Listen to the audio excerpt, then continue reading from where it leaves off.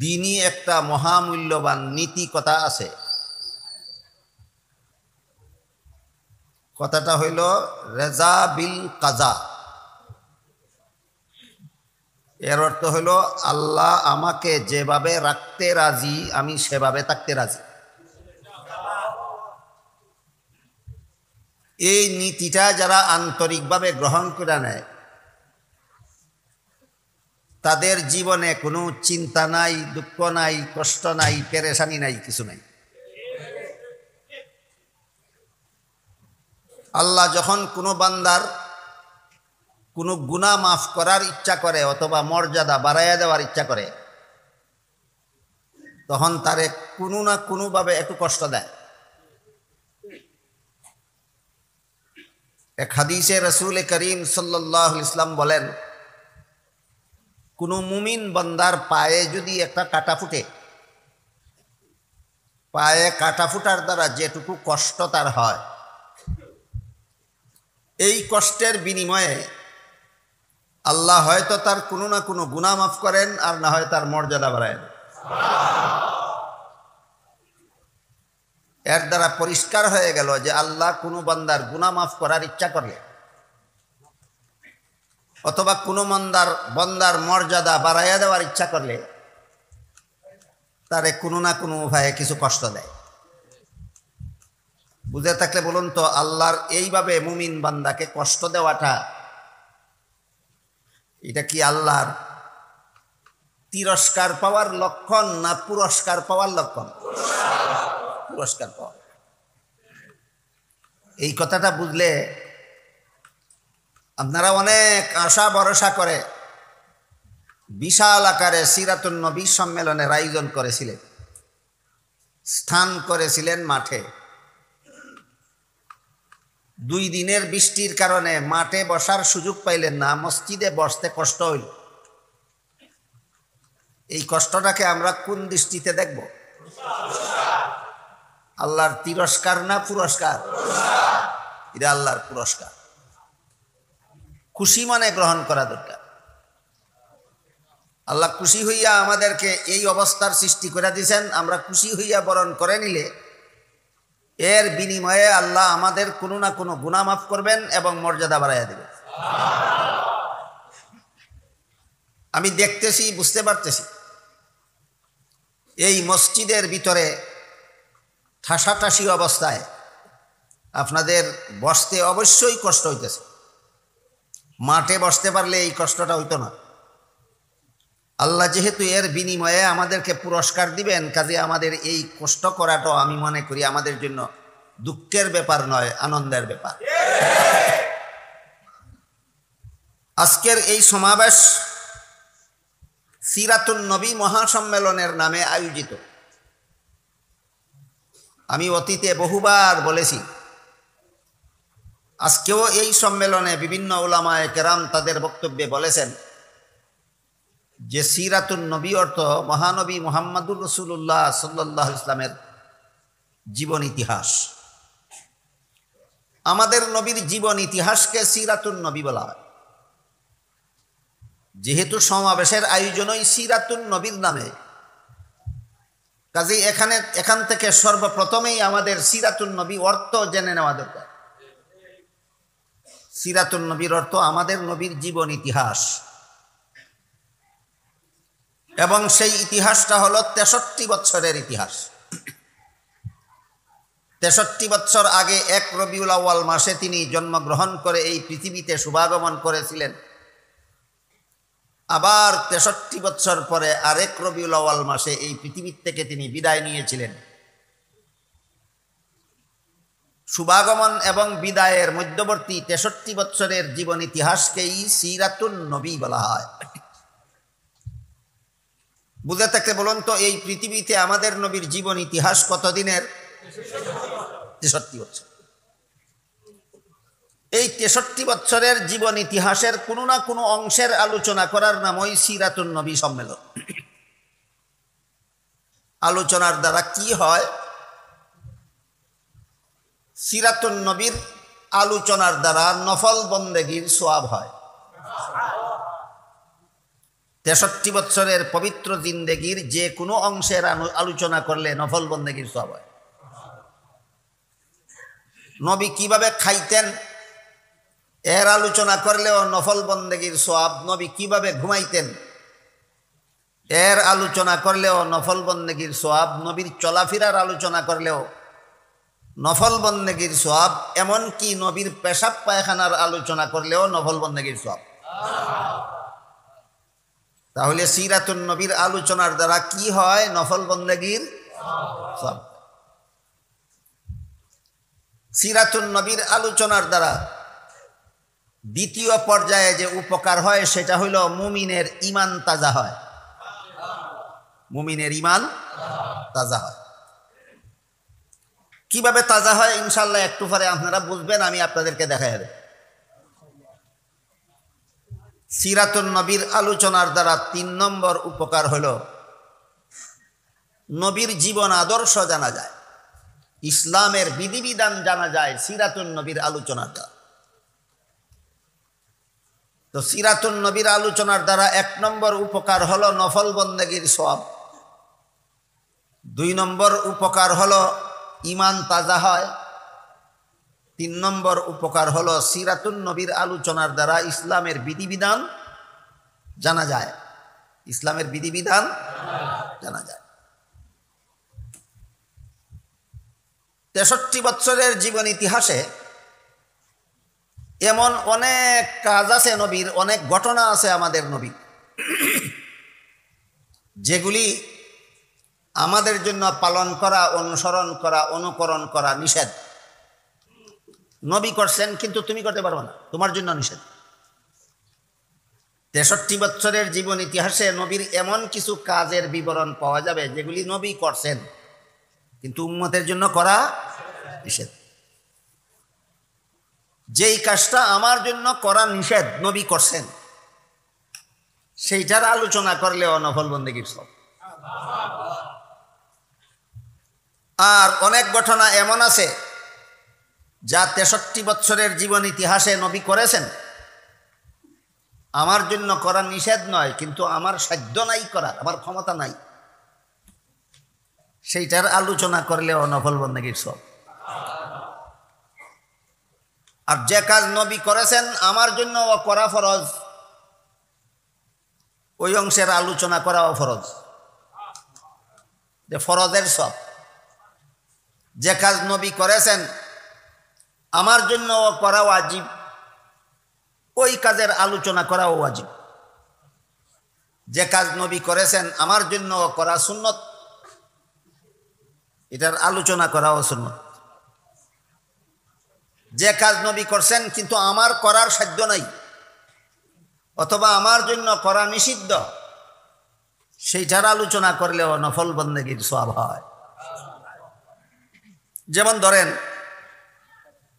আমাদের নবী মুহাম্মদুর রাসূলুল্লাহ সাল্লাল্লাহু আলাইহি ওয়াসাল্লাম দীর্ঘ 63 বছরের জীবন ইতিহাসে এক সময় তার ঘরে 9 জন বিবি একত্রে রেখেছেন। আশা করি আপনারা কেউ না কেউ এই কথাটা জীবনে আরো শুনে থাকবেন। নবীর ঘরে বিবি কজন ছিলেন? 9 জন। সমস্ত উম্মতের জন্য নবীর এই কাজের অনুকরণ করা নিষেধ। নবী এই যে একটা কাজ করলেন, ঘরে 9 বিবি রাখলেন, এই কাজের অনুসরণ করা, অনুকরণ করা, এটা উম্মতের জন্য পালন করা নিষেধ। কিন্তু এইটার আলোচনা করলেও নফল বন্দেগীর সওয়াব। আমার জন্য পালন করা নিষেধ কিন্তু আলোচনার দ্বারা সওয়াব আছে। আলোচনার দ্বারা ঈমান তাজা হয়। আর সিরাতুন নবীর আলোচনার দ্বারা ইসলামের বিধিবিধান জানা যায়। নবীর ঘরে 9 বিবি রাখার আলোচনার দ্বারা ঈমান কিভাবে তাজা হয় এবার বোঝার চেষ্টা করুন। আল্লাহ পাক রব্বুল আলামিন আমাদের নবীর শরীর মুবারকে 4000 বাহাদুর পুরুষের যৌন শক্তি দান করেছিলেন। কতজন পুরুষের শক্তি? 4000। 4000 সাধারণ পুরুষের না বাহাদুর পুরুষের? 4000 বাহাদুর পুরুষের শক্তি আল্লাহ একা আমাদের নবীর শরীরে দান করেছিলেন। তাহলে একটু হিসাব করে বলবেন, একজন পুরুষে যদি 4 বিবি রাখার অধিকার রাখে, তাহলে 4000 পুরুষে কত বিবি রাখার অধিকার রাখে? 16,000। যুক্তিসঙ্গতভাবে আমাদের নবী 16,000 বিবি রাখার অধিকারী ছিলেন। রাখলেন না কেন? এটা এক প্রশ্ন। 9 জন বিবি ঘরে রাখলেন কেন? সেটা আরেক প্রশ্ন। যে নবীর শারীরিক যোগ্যতা ছিল 16,000 বিবি ঘরে রাখার, ইনি 16,000 বিবি রাখলেন না কেন? এই প্রশ্নের জবাব, নবীর জীবনে যতগুলি বিয়ে করেছেন, যত বিবিকে ঘরে এনেছেন, একজন বিবিকেও নবী বিয়ে করেননি যৌবনের চাহিদা নিবারণের জন্য। সব বিবিকেই নবী ঘরে এনেছেন উম্মতের একটা স্বার্থ পূরণ করার জন্য। নিজের মনের খাইশে নবী বিয়ে করছেন না, উম্মতের স্বার্থে বিয়ে করছেন। যদি খাইশ পুরা করার জন্য বিয়া করতেন তাইলে কতটা করতেন? 16,000 বিয়া করলেন না কেন? তিনি খাইশ পুরা করার জন্য বিয়া করেন না। কেন বিয়া করেন? উম্মতের স্বার্থে। তাহলে 9 জন বিবি কেন ঘরে রাখলেন? কেন বিয়া করে ঘরে আনলেন? উম্মতের স্বার্থে। এবার আমরা বোঝার চেষ্টা করি উম্মতের স্বার্থটা কি। এক হাদিসে উল্লেখ আছে, রাসূল করিম সাল্লাল্লাহু আলাইহি ওয়াসাল্লাম বলেন, ইন্নামা আনা বুইস্তু মুআল্লিমান। এর অর্থ হলো আল্লাহ আমাকে উম্মতের উস্তাদ বানাইয়া পাঠাইছে। আমাদের নবী গোটা উম্মতের উস্তাদ। উম্মতের পুরুষদের জন্য নবী উস্তাদ, উম্মতের মহিলাদের জন্য নবী উস্তাদ। কিন্তু মহিলাদের জীবনে অনেক বিষয় এমন আছে যা কোনো পুরুষ উস্তাদের কাছে শিখতে যাওয়া লজ্জা। যারা বিষয়টা বুঝেন তারা বলেন তো ঠিক আছে কিনা। নাবালক ছেলেরা তো বুঝেই না, এরা ঠিক না ঠিক বলতেও পারবে না। মহিলাদের জীবনে এমন কিছু বিষয় আছে যা কোনো পুরুষ উস্তাদের কাছে শিখতে যাওয়া লজ্জা। নিজের বাবার কাছে শিখতে যাওয়া আরো বড় লজ্জা। কিন্তু মহিলাদের জীবনে একজন মাত্র পুরুষ আছে এমন, যার কাছে তার জীবনের কোনো কিছু শিখতে লজ্জা নাই। ইনি হলেন একমাত্র স্বামী, একমাত্র স্বামী। কাজেই রাসূলের প্রয়োজন ছিল তিনি একদল মহিলার স্বামী হবেন, আর ওই সমস্ত মহিলারা রাসূলের স্ত্রী হবে। রাসূলের স্ত্রী হইয়া রাসূলের কাছ থেকে পুরুষ উস্তাদের কাছে শিখতে যাওয়া মহিলার জন্য যত বিষয় লজ্জার ব্যাপার, এই বিষয়গুলি নবীর বিবিরা নবীর কাছ থেকে শিখে নেবেন। বিবি ছাড়া অন্য কোনো মহিলা যখন লজ্জাজনক বিষয়গুলি শিখার জন্য নবীর ঘরে আসবে, পুরুষ নবী শিক্ষা না দিয়া নবীর বিবিগণ তাদেরকে শিক্ষা দিয়া দেবেন। এইভাবে একদল মহিলাকে উম্মতের মহিলাদের জন্য সহকারী নারী শিক্ষিকা তৈরি করার জন্য রাসূল তার ঘরে একত্রে 9 বিবি রেখেছিলেন। মনের খাইশে 9 বিবি রেখেছিলেন না উম্মতের মহিলাদের জন্য একদল সহকারী নারী শিক্ষিকা তৈরি করার জন্য? একদল মহিলাদের জন্য একদল নারী শিক্ষিকা তৈরি করার জন্য নবী বিয়ে করেছেন, 9 বিবি ঘরে রেখেছেন।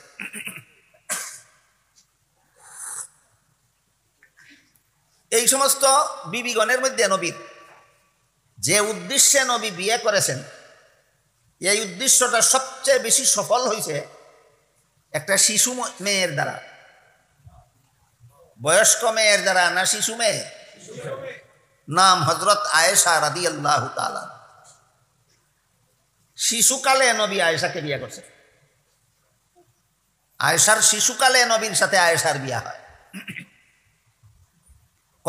কথাটা যারা জানে না, ইহুদি খ্রিস্টান অমুসলিম যারা, এরা তো নবীর বিরুদ্ধে অপবাদই দেয়, অভিযোগই দেয় যে মুহাম্মদ কোন যুক্তিতে একটা শিশু মেয়েকে বিয়ে করলো। 7 বছর বয়সে, 7 বছর বয়সের একটা মেয়ে স্বামীর ঘর করার যোগ্য হয়?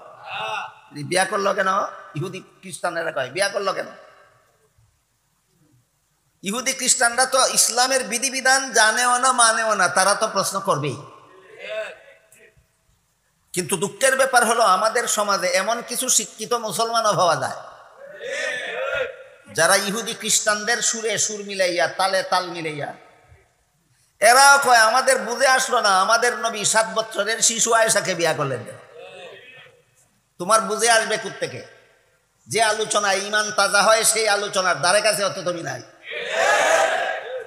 আলোচনা করো, আলোচনা বুঝো, আলোচনা শিখো, তোমার বুঝে আসবে, ইমানও তাজা হবে।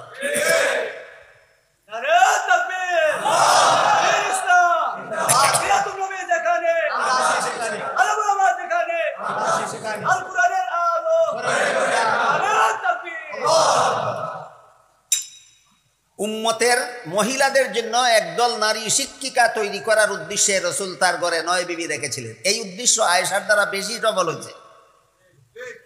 এই উদ্দেশ্য আয়েশার দ্বারা বেশি সফল হয়েছে। এই যোগ্যতাটা সমস্ত বিবিদের মধ্যে আয়েশার বেশি ছিল। এই জন্য এটা টের পাইয়া শিশুকালেই রসুল আয়েশাকে বিয়ে করে ফেলেছেন, যেন আয়েশা এই উম্মতের শ্রেষ্ঠ মহিলা শিক্ষিকা হতে পারে।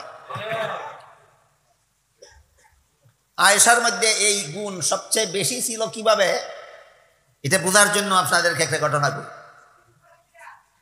হযরত উমর ফারুক রাদিয়াল্লাহু তাআলা আনহু আর হযরত আবু হুরায়রা রাদিয়াল্লাহু আনহু দুজন রসুলের বিশিষ্ট 2জন সাহাবী।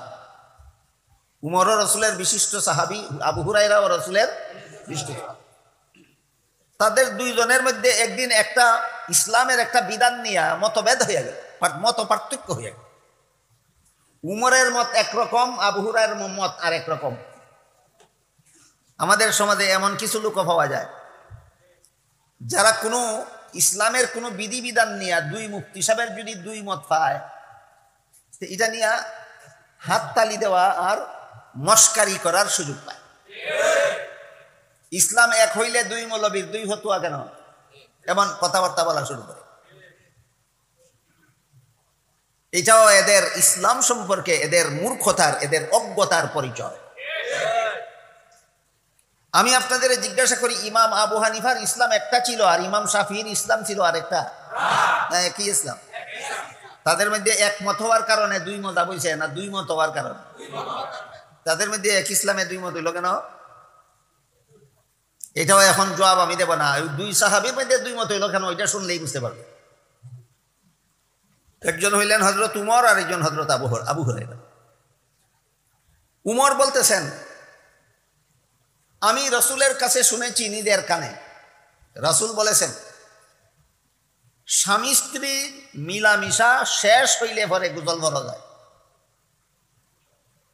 গোসল কেমনে ফরজ হয়, কিরকম মিলামিশা করলে গোসল ফরজ হয়, এগুলি তো লজ্জাজনক বিষয়। কিন্তু না জানলে, ফরজ গোসল না করলে তো সারা জীবনের ফরজ নামাজই হবে না। এই লজ্জাজনক হোক, আমার ফরজ নামাজ সঠিকভাবে আদায় করার স্বার্থে বিষয়গুলি আমাদের শিখতে হয়।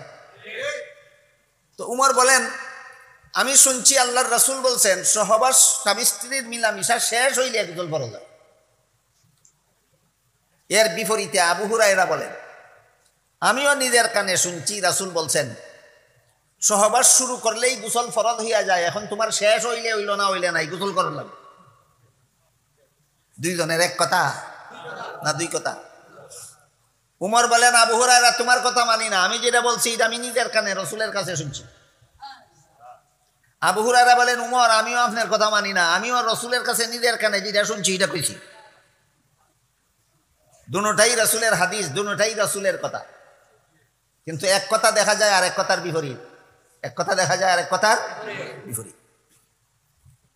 আসলে আল্লাহর এক কথা আর এক কথার বিপরীত হয় না। আসলে রাসূলের এক কথা আর এক কথার বিপরীত হয় না। আমাদের বুঝার ভুলের কারণে বিপরীত দেখা যায়। আমার কথা বুঝতে থাকলে বলেন, আল্লাহর এক কথা আর এক কথার বিপরীত হয়, তো বিপরীত দেখা যায় কেন?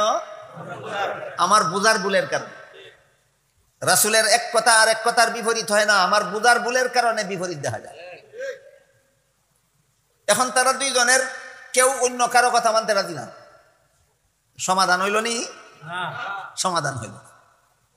তখন হযরত উমর একটা প্রস্তাব করলেন যে চলো আমাদের এই মতভেদটার সমাধান হোক। এটা তো স্বামী স্ত্রীর ব্যাপার, আমার এক মেয়ের নাম হাফসা, রসুলের ঘরে বিয়ে দিছি, রসুলের বিবি। নিশ্চয়ই আমার মেয়ে হাফসা রসুলের বিবি, রসুলের কাছ থেকে এই কথা শিক্ষা রাখছে যে সব স্বামী স্ত্রীর মিলামিশা শুরু করলেই গোসল ফরজ হয় না, শেষ করলেই গোসল ফরজ হয়। আমার মেয়ে অবশ্যই রসুলের কাছ থেকে শিক্ষা রাখছে। চলো আমার মেয়ে হাফসাটাকে জিজ্ঞাসা করে ফেলাই। তারা দুজন নবীর বিবি উমরের মেয়ে হাফসার কাছে গিয়া বললেন যে এইভাবে আমরা দুই হাদিস দুই রকম বুঝতাছি, আমরা দুইজন একমত হইতে পারি না, সমাধান কি? হাফসা বলেন এটা যেহেতু উভয়ের পক্ষে হাদিস আছে, আবু হুরায়রার পক্ষেও হাদিস আছে, উমরের পক্ষেও হাদিস আছে, কাজে এটার সমাধান আমি দিতে পারব। এটার সঠিক সমাধান দিলে আয়েশা দিতে পারবে, তোমরা আয়েশার কাছে যাও। আয়েশার হাফসার দ্বারা সমাধান হইল না আয়েশার কাছে পাঠাইলে? আয়েশার কাছে পাঠাইলে। হাফসার পরামর্শক্রমে যখন তারা দুইজন আয়েশার কাছে আসলেন, আসার পরে আয়েশা কইলেন, উমর আপনি যে হাদিস কইছেন এটা অবশ্যই রসুলের হাদিস। রসুল এক সময় এই কথা বলেছিলেন স্থায়ীভাবে না, কিছুদিনের জন্য। কিছুদিনের জন্য আল্লাহ রসুল বলে দিছিলেন যে সহবাস শেষ না হইলে, স্বামী স্ত্রীর মিলামিশা শেষ না হইলে গোসল ফরজ হবে না। এই বিধান কিছুদিনের জন্য ছিল। এই কিছুদিনের মেয়াদ শেষ হওয়ার পরে রাসূল স্থায়ী বিধান দিয়া বলছেন, আবু হুরায়রা যেটা কইছেন, তোমার মিলামিশা শেষ হোক আর নাও, শুরু করা মাত্রই গোসল ফরজ, গোসল করতেই হবে। উমরের বর্ণিত হাদিসের বিধান ছিল স্থায়ী না অস্থায়ী? আর আবু হুরায়রার বর্ণিত হাদিসের বিধান অস্থায়ী না স্থায়ী? তাইলে নারী সংক্রান্ত বিষয়গুলি নবীর অন্য বিবিরা বেশি জানতেন না আয়েশা বেশি জানতেন? এই কারণে শিশুকালে নবী আয়েশারে বিয়ে করছেন। ঘটনা বুঝা থাকলে দেখুন তো, ইমান তাজা হওয়ার বিষয় আসেনি? নবীর বিবির প্রতি ইয়াকিন ভক্তি ভাব ভক্তি সৃষ্টি হওয়ার ব্যবস্থা আসেনি? আছে। তুমি পালন করার জন্য নয়, আলোচনার দ্বারা তোমার ইমান তাজা। তুমি অনুসরণ করার জন্য নয়, আলোচনার দ্বারা তোমার নফল বন্দেগীর সওয়াব হবে। তুমি অনুসরণ করার জন্য নয়, আলোচনার দ্বারা তোমার ইসলামের বিধান জানা যাবে। দেখেন আমরা এখান থেকে একটা ইসলামের বিধানও জানলাম। এক সময় রসুল বলে দিছিলেন, কিছুদিনের জন্য একটা বিধান বলে দিছিলেন যে মিলামিশা শেষ না হইলে গোসল ফরজ হয় না। বলেন এটা স্থায়ী বিধান ছিল না অস্থায়ী? পরবর্তীতে স্থায়ী বিধান দিয়া বললেন মিলামিশা শেষ হোক আর না হোক, মিলামিশা শুরু করার সাথে সাথেই গোসল ফরজ হয়ে যায়, এটাই স্থায়ী বিধান। দেখেন তো, শুধু নবীর বিবিগণের আলোচনা করতে গিয়ে ইসলামের কিছু বিধানও আমরা শিখতে পারলাম কিনা, ইমান তাজা হওয়ার সুযোগ পাইলাম কিনা, আবার নফল বন্দেগীর সওয়াব পাই।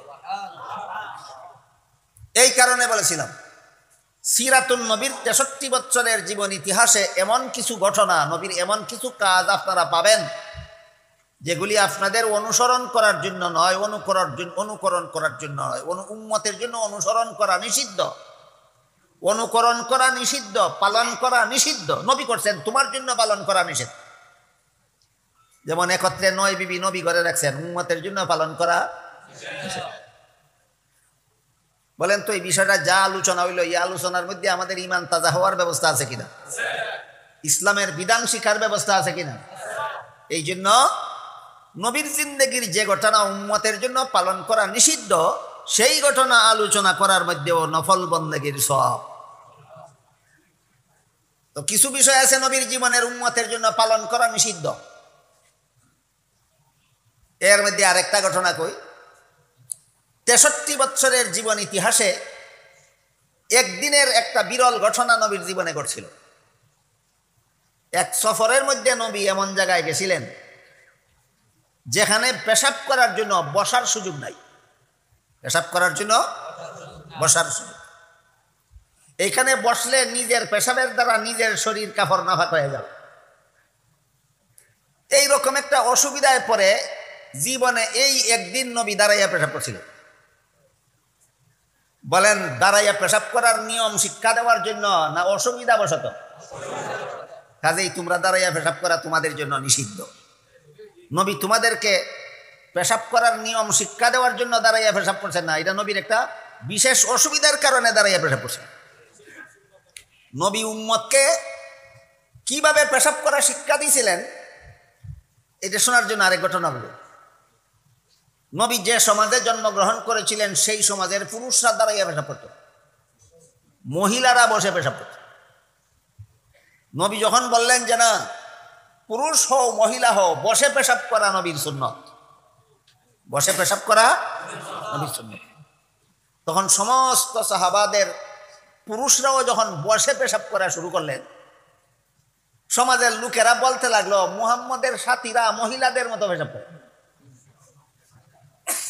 সাহাবায়ে কেরাম পুরুষ সাহাবাগণ যখন নবীর শিক্ষা নবীর সুন্নত মতে বসে পেশাব করা শুরু করলেন, সমাজের বিপরীত, সমাজের বিপরীত, তখন সমাজের লোকেরা নবীর সাহাবাগণকে মস্কারি করতে লাগলো, তিরস্কার করতে লাগলো, এই বলে যে মুহাম্মদের সাথীরা মহিলাদের মতো পেশাব করে। তারপরও সাহাবায়ে কেরাম দাঁড়াইয়া পেশাব করে, কারণ দাঁড়াইয়া পেশাব করা সুন্নতের খেলাফ, বসে পেশাব করা সুন্নত। একদিন যে নবী দাঁড়াইয়া পেশাব করছিলেন, এটা কি পেশাব করার নিয়ম শিক্ষা দেওয়ার জন্য না ঠেকা বসত? এটা তোমাদের জন্য অনুসরণ করা নিষিদ্ধ, তোমাদের জন্য অনুসরণ করা নিষিদ্ধ, কিন্তু আলোচনার দ্বারা নফল বন্দেগীর সব। কাজে কাজেই দুইটা উদাহরণ দিলাম। নবীর জীবনের যে কাজ উম্মতের জন্য নিষিদ্ধ, এই কাজের আলোচনা করলেও নফল বন্দেগীর সব হয়। আর অনেকগুলি কাজ আছে নবীর জীবনে এমন যা উম্মতের জন্য নিষিদ্ধ নয়, কিন্তু এগুলি করা উম্মতের অসাধ্য। এখন কি কইছি, নিষিদ্ধ না অসাধ্য? তুমি ইচ্ছা করলে করতে পারবা, কিন্তু তোমার জন্য নিষেধ না, কিন্তু তুমি চেষ্টা করলেও করতে পারবা না। হাজার চেষ্টা করলেও নবীর এই কাজের অনুসরণ তুমি করতে পারবে না, অনুকরণ তুমি করতে পারবে না। যেমন 52 বছর বয়সে নবী মুহাম্মদুর রাসূলুল্লাহ সাল্লাল্লাহু আলাইহি ওয়াসাল্লাম মক্কা শরীফ থেকে হিজরত করে মদিনা শরীফ চলে যাওয়ার 1 বছর আগে 52 বছর বয়সে আল্লাহ রসুল জাগ্রত অবস্থায় সশরীরে 7 আসমানের উপরে গেছিলেন। ঘুমন্ত অবস্থায় না জাগ্রত অবস্থায়? স্বপ্ন যুগে না সশরীরে? কই পর্যন্ত? 7 আসমানের উপরে। জান্নাত পরিদর্শন করেছেন, জাহান্নাম পরিদর্শন করেছেন, আল্লাহর সাথে সাক্ষাৎ করে কথাবার্তা বলে ফিরে এসেছেন। এই যে নবীর সিরাতুন নবীর একটা ঘটনা, এই ঘটনা অনুসরণ করা, অনুকরণ করা, পালন করা উম্মতের জন্য নিষিদ্ধ নয়, কিন্তু উম্মতের অসাধ্য। বলেন নিষিদ্ধ না অসাধ্য? অসাধ্য। এই অসাধ্য কাজেরও আলোচনা করলে নফল বন্দেগী ইসলাম। অসাধ্য কাজের আলোচনা করলেও ঈমান তাজা হয়। অসাধ্য কাজের আলোচনা করলেও ইসলামের বিধিবিধান জানতে পারা যায়। এই জন্য নবীর জীবনের যে কোনো অংশের আলোচনা করা সবের কাজ। নবীর জীবনের যে কোনো অংশের আলোচনা করা সবের কাজ। খুব সহজ একটা উদাহরণ দিয়ে শুনেন। নবীর পেশাব পায়খানায় সুগন্ধ হইত,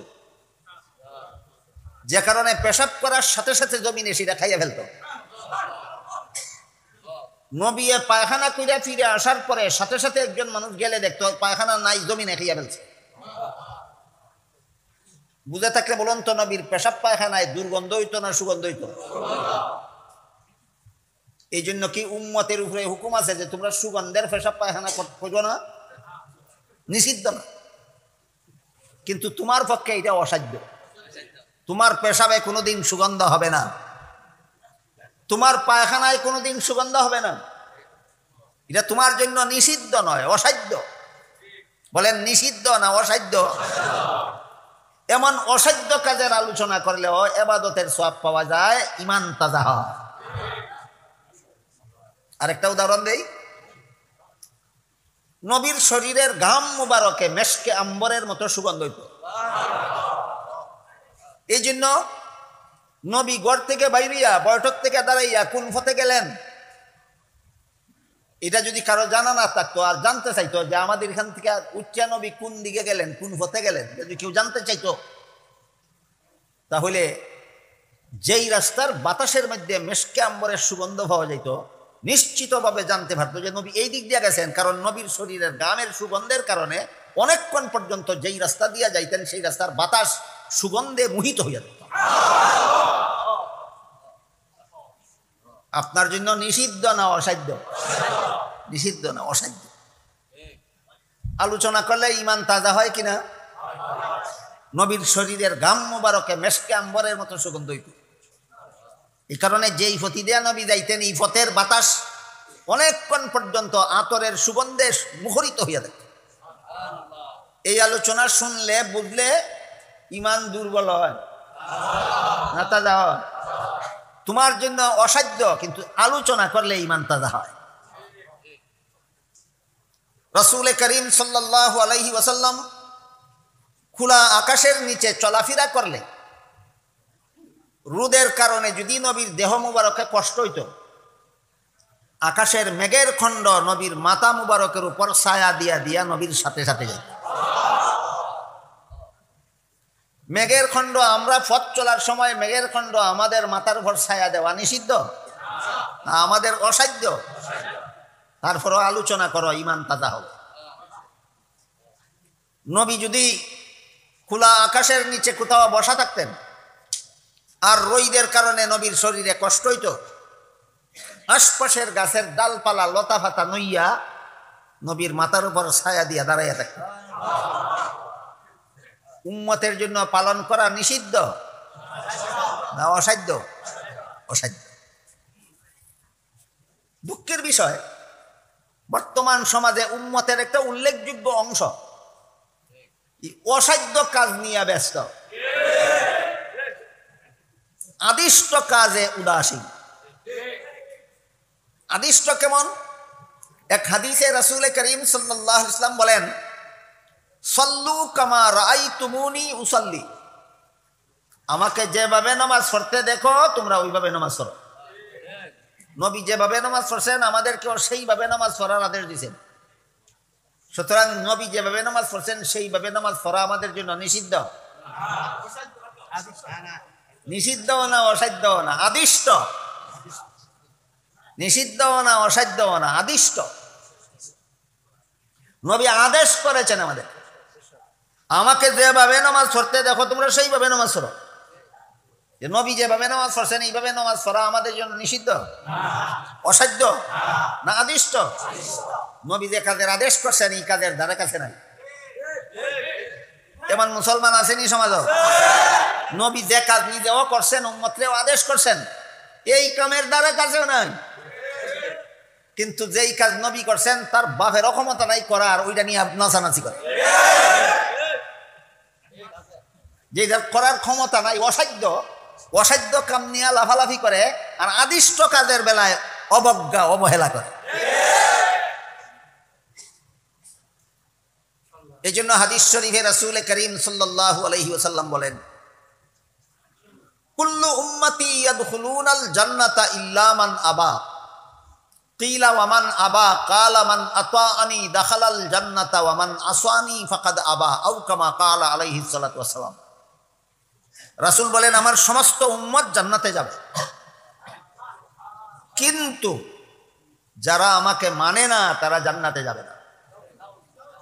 এই যে রাসূল বললেন আমার সমস্ত উম্মত জান্নাতে যাবে, এই পর্যন্তই কথা শেষ না? কিন্তু কিন্তু আছে। কিন্তু কি? আমার যে উম্মতে আমাকে মানে না সে বেহেশতে যাবে না। সাহাবায়ে কেরাম জিজ্ঞাসা করলেন, আপনার কোন উম্মতে আপনারে মানে না, আমরা শুনিয়ে দিই। নবী মানে কে আর নবী মানে না কে? পরিষ্কার করে দিন। কাদের প্রশ্ন? কার কাছে? নবী তেল আর পানি এক বোতল তৈলে যেভাবে মিশে না, আলাদাই থাকে, ঠিক তেমনি ভাবে উম্মতের কারা নবী মানে আর কারা নবী মানে না পরিষ্কার করে বোঝায় দেয়। নবী বলেন, মান আতাআনি দাখালাল জান্নাত, যে কাজ আমিও করছি উম্মতরেও করতে কইছি, আমিও করছি, এই কাম যারা করে এরা ব্যস্ত যাই। আর যেই কাজ আমিও করছি উম্মতকেও করতে বলেছি, সেই কাজ যেই উম্মতে করে না সে আমাকে মানে না, সে বেহেশতে যাবে না। কথা অস্পষ্ট না সুস্পষ্ট? কথা সুস্পষ্ট। সিরাতুন নবীর কোন অংশ আমরা অনুসরণ করব এটা বোঝা দরকার। সিরাতুন নবীর কোন অংশ আমরা অনুকরণ করব, সিরাতুন নবীর কোন অংশ আমরা পালন করব যেগুলি আমাদের জন্য নিষিদ্ধ, যেইগুলি আমাদের জন্য অসাধ্য, না যেই ব্যাপারে আমরা আদিষ্ট? তিন কথা মানে থাকবে। নবীর জীবন ইতিহাসের যে অংশ আমাদের জন্য নিষিদ্ধ ওইটা পালন করা যাবে না। নবীর জীবনের যে অংশ পালন করা আমাদের অসাধ্য ওইটা তো পালন করতে পারবই না। নবী 63 বৎসরের জীবন ইতিহাসে যে কাজ নিজেও করছেন, আমাদেরকেও করতে বলছেন, করার জন্য আগ্রহ দিয়েছেন, সেই কাজে আমরা আদিষ্ট। ওই কাজের ব্যাপারে আমরা নবীকে অনুসরণ করি যেন জীবনভর, অনুকরণ করি যেন জীবনভর। এই হুকুম দিয়ে আল্লাহ বলেন, লাকাদ কানা লাকুম ফি রাসূলিল্লাহি উসওয়াতুন হাসানা লিমান কানা ইয়ারজুল্লাহ ওয়াল ইয়াউমাল আখিরা ওয়া যাকারাল্লাহা কাসীরা। আল্লাহর রাসূলের মধ্যে রয়েছে তোমাদের জন্য উত্তম আদর্শ। অর্থাৎ এমন কিছু কাজ আছে সিরাতুন নবীর ভিতরে যেগুলি নবীও করছেন, তোমরাও করতে কইছেন, যেগুলি নবীও করছেন তোমাদেরও করতে কইছেন। ওইগুলির অনুসরণ করতে পারবে কারা? আল্লাহ বলেন খাঁটি মুমিন মুসলমান দ্বারা। ওইগুলি অনুসরণ করতে পারবে না কারা? মুনাফিক দ্বারা।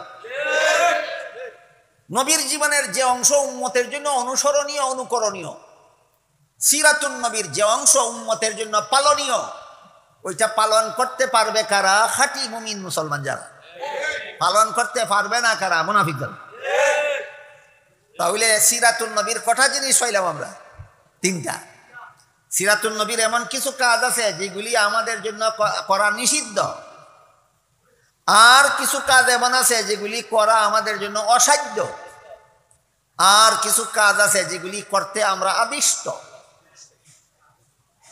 এই তিনটার মধ্যে কোনটা অনুসরণ করতাম? আদিষ্ট। আমাদের সমাজে এমন কিছু মানুষের, চরমপন্থী মানুষের আবির্ভাব হচ্ছে দিনে দিনে। এরা অসাধ্যটা নিয়ে নাচানাচি করে, আদিষ্টতের ধারে কাছেও নাই। যেই কাজের আদিষ্ট এই কাজের ধারে কাছেও নাই। যেমন এক দুইটা উদাহরণ দিয়ে কথা শেষ করি। রাসূল করিম সাল্লাল্লাহু আলাইহি ওয়াসাল্লাম মা আমেনার গর্ভ থেকে ভূমিষ্ঠ হয়েছিল, কিন্তু দুধ পান করছেন দুধ মা হালিমার। ভূমিষ্ঠ হয়েছেন আমিনার গর্ভ থেকে, আর দুধ পান করছেন দুধ মা হালিমার দুধ পান করছেন। আপনারা বলেন তো, হালিমার নিজের কোনো সন্তান জন্ম না হইলে আমিনার ছেলেরে দুধ পান করাইতে পারতেন? তাহলে হালিমার নিজেরও এক দুধ পান করার মতো একটা শিশু ছেলে ছিল। এই জন্য হালিমা নিজের ছেলেরেও দুধ পান করাইতেন, আমিনার ছেলেরও দুধ পান করাইতেন। তাহলে হালিমার দুধ পানকারী শিশু কজন? দুইজন। এই জন্য মুহাম্মদুর রাসূলুল্লাহ, শিশু মুহাম্মদ, হালিমার এক স্তনের দুধ নিজে পান করতেন, আর এক স্তনের দুধ নিজের দুধ ভাইয়ের জন্য রেখে দিতেন। 25 বছর বয়সে না 6 মাসের কালে? হ্যাঁ, মাত্র 6 মাসের বয়স, মাত্র 3 মাসের বয়স। এই সময় এত বড় ইনসাফ করা, কুলের শিশু থাকাকালে এত বড় ইনসাফ করা, এক স্তনের দুধ নিজে পান করবেন আর এক স্তনের দুধ নিজের দুধ ভাইয়ের জন্য রেখে দিবেন, এটা উম্মতের জন্য পালন করা অসাধ্য। উম্মতের জন্য পালন করা অসাধ্য। এটা অনুসরণীয় নয়, অনুকরণীয় নয়, পালনীয় নয়। আমাদের নবী মুহাম্মদুর রাসূলুল্লাহ সাল্লাল্লাহু আলাইহি ওয়াসাল্লাম কুলের শিশু থাকাকালেও উলঙ্গ হইছেন না। উম্মতের জন্য একটা শব্দ কোন? অসাধ্য। উম্মতের সাধ্য নাই শিশুকালে উলঙ্গ না হওয়া। কাজে এটা আমাদের জন্য অনুসরণীয় নয়, অনুকরণীয় নয়, পালনীয় নয়। মুহাম্মদুর রাসূলুল্লাহ সাল্লাল্লাহু আলাইহি ওয়াসাল্লাম মায়ের গর্ভ থেকে ভূমিষ্ঠ হওয়া মাত্রই আল্লাহর শুকরিয়া আদায় করে দোয়া পড়েছেন। ভূমিষ্ঠ হইয়াই দোয়া করছেন। উম্মতের জন্য আদিষ্ট, নিষিদ্ধ, অসাধ্য? অসাধ্য। মুহাম্মদুর রাসূলুল্লাহ সাল্লাল্লাহু আলাইহি ওয়াসাল্লাম খতনা করা অবস্থায় ভূমিষ্ঠ হয়েছেন। আপনাদের জন্য অসাধ্য। নার কাটা অবস্থায় ভূমিষ্ঠ হয়েছেন, আপনাদের জন্য অসাধ্য। নবীর ভূমিষ্ঠ হওয়াটাকেই তো মিলাদুন নবী বলা হয়। নবীর জন্মকেই কি বলা হয়? নবীর জীবন ইতিহাসকে সিরাতুন নবী বলা হয়, আর নবীর জন্মকে মিলাদুন নবী। আমার কথা বুঝে থাকতে বলুন তো, নবী যেভাবে জন্ম হয়েছেন এইভাবে কেউ জন্ম হইতে পারবে না? এটা জগৎবাসীর জন্য অসাধ্য। তাহলে মিলাদুন নবী পালন করবা কেমনে? ভূতে ধরছে?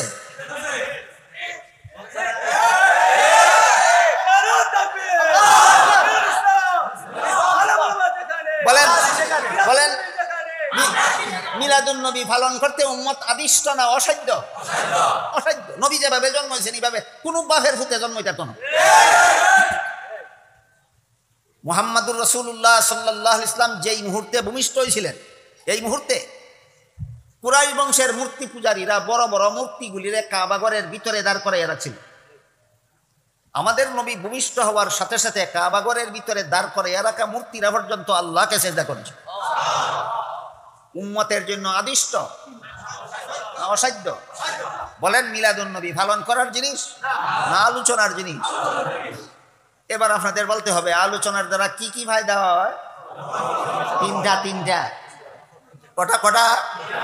1 নম্বর নফল বন্দেগীর সব, 2 নম্বর ইমান তাজা হয়। তাজা হয় না ইমান? আমার নবী যখন ভূমিষ্ঠ হয়েছেন তখন মূর্তি পূজারীদের মূর্তিরাও আল্লাহরে সিজদা করছে। শুনলে ইমান তাজা হয় না? হ্যাঁ, সিরাতুন নবীর আলোচনার দ্বারা নফল বন্দেগীর সওয়াব হয়, ইমান তাজা হয়, ইসলামের বিধান জানতে পারা যায়। মুহাম্মাদুর রাসূলুল্লাহ সাল্লাল্লাহু আলাইহি ওয়াসাল্লাম যে সময় মায়ের গর্ভ থেকে ভূমিষ্ঠ হয়েছিলেন, এই সময় পারস্যবাসীরা একটা আগুনের পূজা করত। কিসের পূজা? যে আগুনটার পূজা করত এটা 1000 বছর পর্যন্ত নিভতে দিছে না। অনবরত 1000 বছর পর্যন্ত যে আগুন জ্বালাইয়া রাখছে পূজা করার জন্য। নবী যেই মুহূর্তে ভূমিষ্ঠ হয়েছেন সেই মুহূর্তে পারস্যবাসী অগ্নি পূজারীদের 1000 বছরের প্রজ্বলিত অগ্নিকুণ্ড নিব্যা ছাই হইয়া গেছে। সুতরাং নবীর মতো জন্ম হতে পারবে কেউ? তাহলে মিলাদুন নবী কি করবেন? মিলাদুন নবী পালন করা যায় না, পালন করার ব্যাপার না। তোমার বাপেরও সাধ্য নাই মিলাদুন নবী পালন করতে। করা যায়, আলোচনার দ্বারা নফল বন্দেগীর সওয়াব হয়, ইমান তাজা হয়, ইসলামের বিধান জানতে পারা যায়। এই মিলাদুন নবী ও সিরাতুন নবীর প্রথম অংশটা মাত্র। একজন লোকের জন্ম থেকেই জীবনী শুরু হয় না, জন্ম বাদ দিয়া জীবনী শুরু হয়। মিলাদুন নবীর থেকে সিরাতুন নবী আরম্ভ হয়। ওফাতুন নবীর দ্বারা সিরাতুন নবী সমাপ্ত হয়। মিলাদুন নবীর দ্বারা সিরাতুন নবী শুরু হয়, আর ওফাতুন নবীর দ্বারা সিরাতুন নবী শেষ হয়। সুতরাং নবীর জন্মের আলোচনা ও নফল বন্দেগীর কাজ সব, নবীর ওফাতের আলোচনা ও নফল বন্দেগীর সব, নবীর জিন্দেগিতে যে কাজগুলি আমার উম্মতের জন্য নিষিদ্ধ সেইগুলির আলোচনা ও নফল বন্দেগীর সব, যে কাজগুলি উম্মতের জন্য অসাধ্য সেইগুলির আলোচনা ও নফল বন্দেগীর সব। আল্লাহ আপনাদের আমাদের সবাইকে সিরাতুন নবীর এই সমস্ত উপকারিতা হাসিল করার তৌফিক দান করুন। সবাই বলুন আমিন। সুবহান রাব্বিকা রাব্বিল ইজ্জাতি আম্মা ইয়াসিফুন ওয়া সালামুন আলাল মুরসালিন আলহামদুলিল্লাহি রাব্বিল আলামিন।